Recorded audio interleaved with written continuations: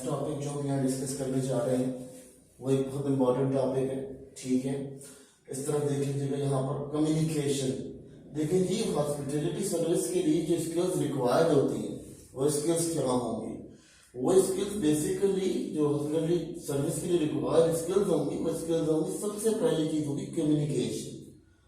आप किसी से कम्युनिकेट कैसे करते हो? आपका कम्युनिकेशन सबसे इंपॉर्टेंट होता है फील्ड ऑफ हॉस्पिटैलिटी के अंदर, क्योंकि आप यहाँ कम्युनिकेटिव इंडस्ट्री के अंदर होते हो। बेसिकली हम इसको यहाँ पर ये भी कह सकते हैं कि ये कम्युनिकेटिव इंडस्ट्री के अंदर होगा। ठीक है, कम्युनिकेटिव इंडस्ट्री के अंदर क्या मतलब, यानी आप इसके अंदर जो है सिर्फ कम्युनिकेशन के थ्रू ही अपने गेस्ट अपने क्लाइंट को टाइम देते हो। ठीक है, अगर हम बात कर लेते हैं communication, it is most important skill to provide hospitality, provide good hospitality service which is communication. अगर हम कहते हैं कि कोई चीज बहुत अच्छी हॉस्पिटैलिटी प्रोवाइड कर सकती है तो वो है कम्युनिकेशन। अगर हम कहीं कह सकते हैं कि हॉस्पिटैलिटी जो है वो कोई एक सर्विस, हॉस्पिटैलिटी सर्विस की कोई एक ऐसा खास कंपोनेंट या ऐसा कोई इंपॉर्टेंट कंपोनेंट है जो कि कम्युनिकेशन है। ठीक है, क्योंकि कम्युनिकेशन आप बहुत सारी वेज में करते हो, जब हम इसे एलिब्रेट करेंगे तो मजीद एलिब्रेशन खुलेगी इसकी। ठीक है, communication are depend on the three main purposes. अच्छा, कम्युनिकेशन क्या होती है? कम्युनिकेशन जो है वो तीन मेन पर्पसेस के ऊपर काम कर रही होती है। तीन मेन पर्पसेस क्या है? Mechanical communication, face to face communication और इंटरपर्सनल कम्युनिकेशन। अब हम कम्युनिकेशन की डेफिनेशन देख लेते हैं कि लिटरेचर के हिसाब से कम्युनिकेशन को क्या कहता है। अच्छा जी, पहले मैं समझाता हूँ कि मैकेनिकल कम्युनिकेशन कैसे होगी। मैकेनिकल कम्युनिकेशन कहलाती है डिजिटल कम्युनिकेशन। इसको मजीद कह सकते हैं कि डिजिटल कम्युनिकेशन। इसके आगे हम अगर एक चीज मेंशन कर देते हैं कि डिजिटल कम्युनिकेशन, तो ये हमारा डिजिटल कम्युनिकेशन कहलाती है ये। ठीक है जी, डिजिटल कम्युनिकेशन। अब अगर हमारे पास डिजिटल कम्युनिकेशन क्या होगी, डिजिटल कम्युनिकेशन में हम क्या करेंगे, हमारे पास डिजिटल कम्युनिकेशन होती है, यानी हमने जितनी मशीनरी इस्तेमाल की है, जो हमने कंप्यूटर से स्किल यूज की है, या जो हमने फॉर्म जनरेट किया है गेस्ट का, या हमने जो भी उसको सर्विसेज थ्रू इलेक्ट्रॉनिक वेव्स हमने जो उसको सर्विसेज दी हैं, तो वो सर्विस आपकी मैकेनिकल कम्युनिकेशन कहलाती है। यानी आप जो उसको एयर कंडीशन दिया है, उसको जो आपने इलेक्ट्रिक बल्ब दिए हैं, लाइट दिए, ये तमाम चीजें आपकी जो सर्विसेज, ये सर्विसेज में काउंट होती है।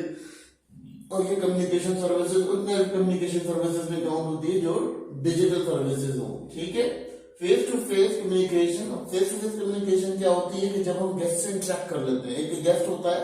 अच्छा, मैकेनिकल सर्विसेज वहां भी होती है जहां प्री अराइवल गेस्ट होता है, यानी गेस्ट पहुंचा नहीं होता है, वो आपकी सर्विसेज यूज कर रहा होता है, तो वो मैकेनिकल सर्विसेज यूज करता है। जैसे किसी ने ऑनलाइन रिजर्वेशन कराई, किसी ने कॉल पर रिजर्वेशन कराई, तो उसने क्या किया, उसने आपकी सर्विस को यूज करना शुरू कर दिया, उस वक्त वो सर्विस यूज कर रहा होता है।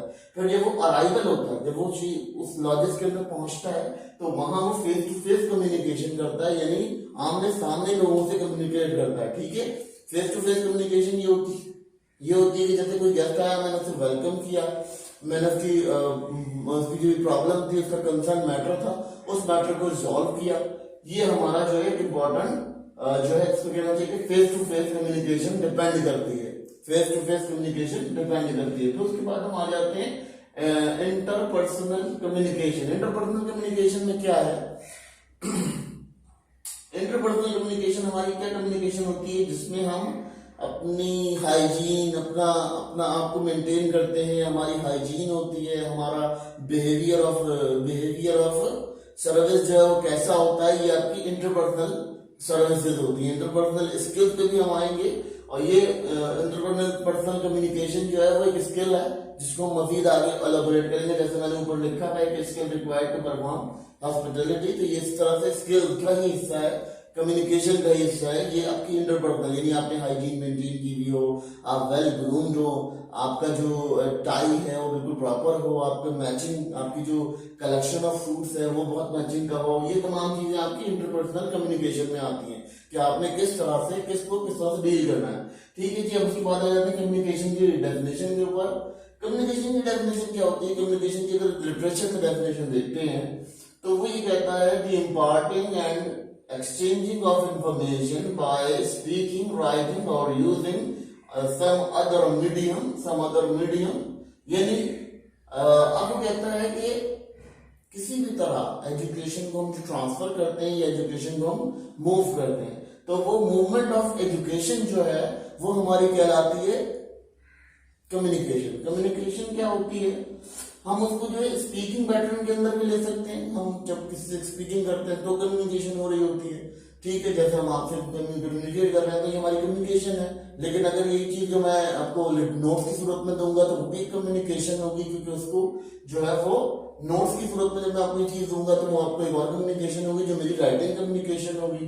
फिर उसके बाद में ये अगर मजीद किसी मीडियम के ऊपर बात कर लेते हैं तो मैंने जैसे बताया कि मैकेनिकल कम्युनिकेशन है तो एक नया मीडियम है, ठीक है, बिल्कुल एक अलग मीडियम है।